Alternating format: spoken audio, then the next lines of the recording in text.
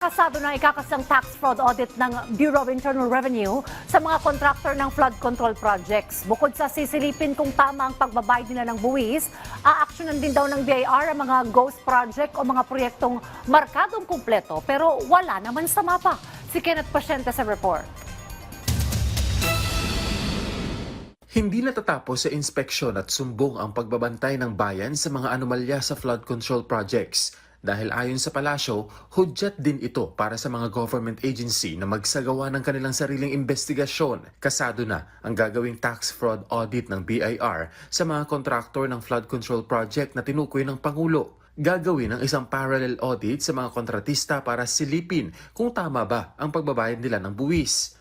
Ayon sa BIR, lahat ng government contractors ay kinakailangang kumuha ng updated tax clearance mula sa BIR bago sila makakuha ng final settlement para sa kanilang kontrata. Ang clearance na ito ay nagpapatunay na wala silang utang sa buwis.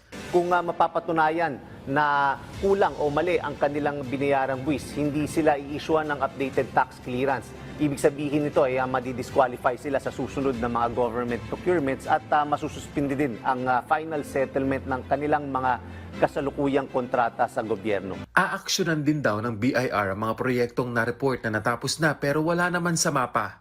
Kung makakakuha tayo ng official na certification mula sa kaukulang ahensya ng gobyerno na nagsasabing ghost project ang isang flood control project, ay mag-i-issue tayo agad ng deficiency tax assessment laban sa contractor na ito.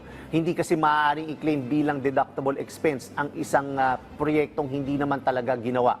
Sabi nga, no project means no deductible expense. Kaya kapag ghost project ito, tatanggalin namin lahat ng kaukulang gastos o claims at mananagot ang contractor sa tamang buwis. Tatalima din daw ang ahensya sa pahayag ng palasyo na magsagawa ng lifestyle check. Pero hindi lang mga opisyal ng gobyerno ang kanilang sisilipin, kundi pati na ang mga kontratista.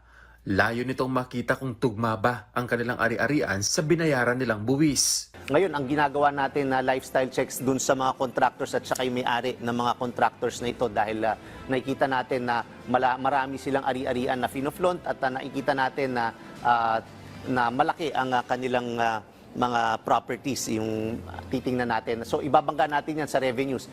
Kenneth Pasyente para sa Pambansang TV sa Bagong Pilipinas.